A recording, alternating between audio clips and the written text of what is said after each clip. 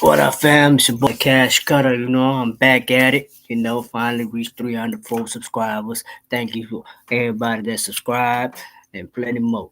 This is my reaction to Keri Hilson finally revealing who wrote that she didn't write this song to Beyonce, the Turn Me On remix. So that's what she was on Breakfast Club. Shout out to Breakfast Club. It's fair use only. This video, I'll actually go play the audio. Her speaking from on her own words, telling the story. Uh, so here it is.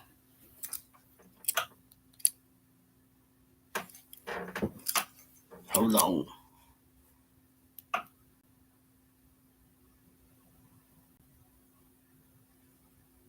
Polo one is that I actually didn't write. Keri Hilson has been trending. Keri Hilson has been trending for the last 24 hours. Yes, ma'am. Yes, she is currently trending on Twitter right now because of her interview that she did appear at the Breakfast Club. So while she was here, she talked about being forced to record the "Turning Me On" remix that was the diss record to Beyonce and a few of the other rap girlies. Let's take a listen to her on being forced to record the record.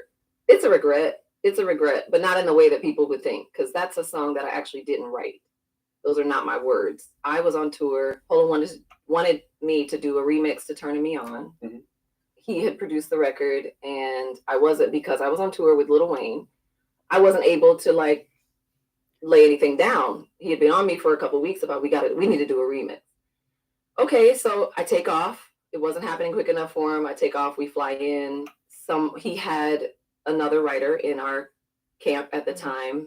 He had her write this. So he played it for me, this is the remix, but I come into the studio and he plays me this verse, and I'm like, automatically, I'm like, I'm not saying that. Mm-hmm. That was my position. So I tried to fight him on it, and it was quite forceful. In an executive artist way? Yeah, in an executive artist way only, and kind of threatening my career in a sense, in a real sense. Like, you're not coming, because my album wasn't out yet. So it was like, you're not coming out if you don't do this. The mistake that I made was not continuing to fight, but I was in tears. I was crying. I was adamant that I did not want to do that. For people that don't know, you were signed to Polo. I was signed to Polo and Timbaland. Yep, in a joint venture at Interscope Records. Yep. I was young. I was super young. I felt I had no power. I felt I had no choice. Now, she also talked about protecting a ton. But look how it is, man. 16 years she kept it in a hush. Her career was at risk. She was forced to do this song to Beyonce. She ain't even write it. No matter how much she fought it, she's still feeling guilty about it. But keep listening, because she don't even mention the girl who wrote it by name, but that person go reveal herself, try to get clout, Keep going. The people in this situation as well. It leaked days after I did it, but he promised me that wouldn't happen, so it leaked. And that was that. And I protected him. I protected the girl that wrote it, who went on to become famous. I protected everyone in the story, so I had to eat that. And I am still eating it to this day. But that is definitely a regret of not fighting even stronger. But again, when your career is on the line and they make it that be the way that you perceive the situation, not perceive, but it was pretty clear. But when you're that young, you're just kind of like, maybe they know better than me. Right. Yeah. What did Timbaland say? I think he just went because they were partners. I think he just went along, but I don't remember that we involved him or that he was involved at all, because he hadn't produced that record. What I do know is he went on to work with B and J. So did Polo. And tour with him, and so did Polo. And I would say Keri So she the only one suffered. Polo the Don still went ahead and worked with Beyonce, Jay-Z. And she suffered for 16 years her career over that one song that she didn't even write. She ain't want to do it. She been attacked by all the beehive. Hey, Keri Hilson deserves an apology, man, for real. Straight up. That's my reaction on it, We're going to keep it going. Hello. Shout out to Breakfast Club. This is fair use only. And was looking at Keri Hilson, the artist, like, you deserve that shit. You should have fought harder, Now, once the interview started to circulate, the people were like, well, who is the writer? And the writer about to be exposed. She actually exposed herself. So keep listening. Shout out to Breakfast Club, man. And some people began to tag Esther Dean into our post on Instagram. Now, Esther Dean came in the comments. She entered the chat and she said, I'm here. And then shout out to Lauren also. Lauren, shout out to you. She commented back to a person who wrote, the writer was definitely Esther Dean. She commented back and said, and did. Exclamation point. And it was a hit, exclamation point. You can tell when somebody been waiting to come up and say it was for a while. Somebody been talking about for a long time. Now I'm here. At the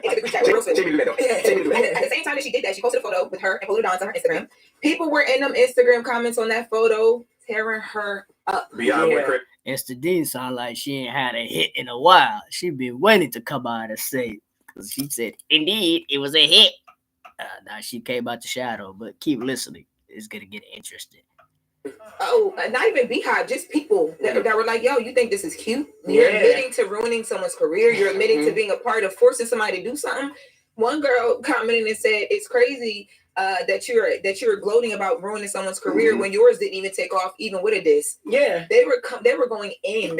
People were dropping the bees. It was a whole thing. 10 seconds later. Yep. So they got that. Do it again, Evie. 10 seconds later. 10 seconds later, and DJ Envy say, shout out to DJ Envy. She then posted an apology. She said, I submitted a lot of verses for that remix. One got picked, and it was co-written with Keri. Looking back, it was childish and didn't age well. So now it's co-written. So you come out and admit it, and you get attacked, and now you want to throw Keri Hilson under the bus, which Keri Hilson said from the beginning, she never wrote this song. Oh, you can't take the heat, huh? Oh, man. Let's keep listening.